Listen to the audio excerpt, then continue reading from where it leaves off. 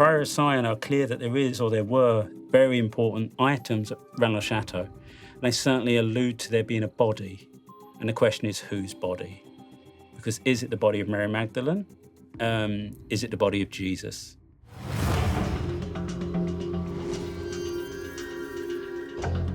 The small southern French village of Rennes-le-Château has been at the heart of the Priory of Sion mystery for over 40 years. It's said that in the 1890s, the village priest became fabulously rich overnight after digging up a vast treasure. But what did he discover? Was it gold and coins, or something much more important? Rennes-le-Château is a small town in the French mountains that has some unique characteristics. A father named Saunière was in charge of a church there. Suddenly, in the 1800s, he started making lots of improvements to the church. Everybody wondered where his money came from. The rumor started that he had discovered buried treasure inside of the church. The mysteries of Rennes-le-Château are three. Where did he get the money? What did he actually find? And why did he do with it what he did, which was the way that he's decorated his church is very unorthodox. So those are the underlying mysteries of Rennes, and they exist today. You can go and research them. The possibilities of what Bérenger Saunière found are almost endless. Did he find information about the whereabouts of the bodies of Jesus Christ and Mary Magdalene? Did he find something as simple as treasure from the French Revolution? Did he find heretical information that the church would have been nervous about getting out into the public, such as Jesus Christ not being crucified? The possibilities are really quite daunting. Priory of Sion are clear that there is, or there were, very important items at Rennes-le-Château. They certainly allude to there being a body. And the question is, whose body? Because is it the body of Mary Magdalene? Is it the body of Jesus? The Priory of Sion is said to be a shadowy and powerful clandestine society, which guards earth-shattering secrets about the origins of Christianity, including, it said, proof that Jesus did not die on the cross and that he married Mary Magdalene and had a family. The village of Rennes-le-Château in southwest France has long been a place of mystery connected to these incredible claims. According to the legend, the village priest at the end of the 19th century, Banijay Documentaries, was involved in a huge conspiracy. It's claimed that he found a great treasure here and became fabulously wealthy. Some say he found the tombs of Mary Magdalene and even Jesus Christ, while others say he discovered the hidden treasures of Jerusalem. There are even those who claim that he was handsomely paid off by the Vatican to cover up and maybe hand over whatever he discovered.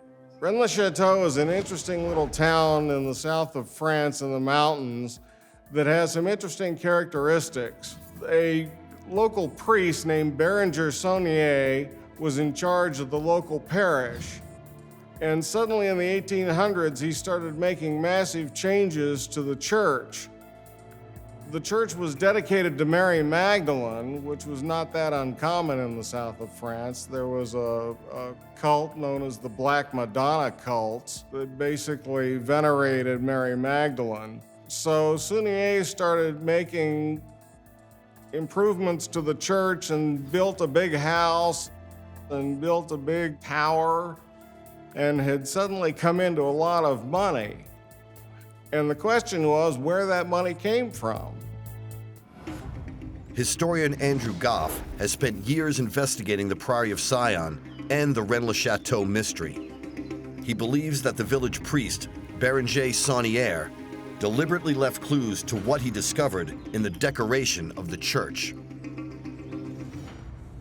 So this is the Church of St. Mary Magdalene. We walk in, and this is what we're greeted with. Amazing. I mean, a devil. What's a devil doing greeting you in a Catholic church or any kind of church? Actually, it's not a devil.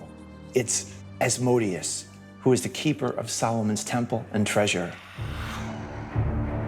Asmodeus is known in mythology as the guardian of the great treasure of the Temple of Solomon, and it's very unusual to find the statue at the entrance of a church.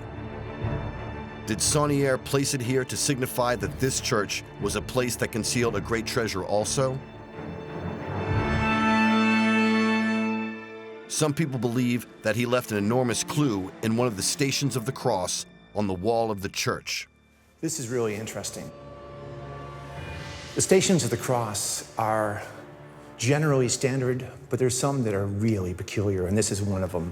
So this is Christ being moved into or out of the tomb. What makes it peculiar is the fact that it appears to be a nighttime scene.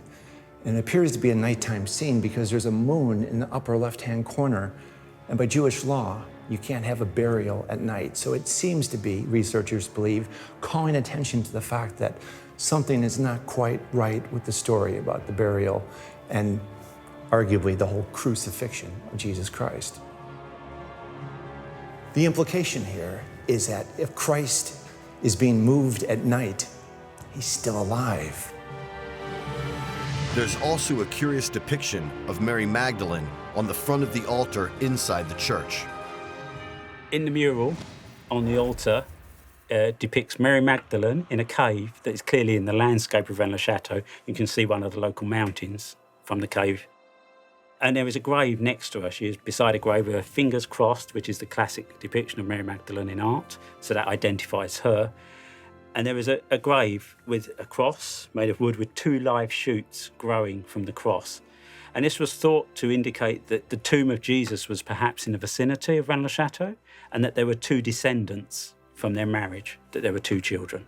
So this was one of the origins of the bloodline, the idea of the bloodline of Jesus.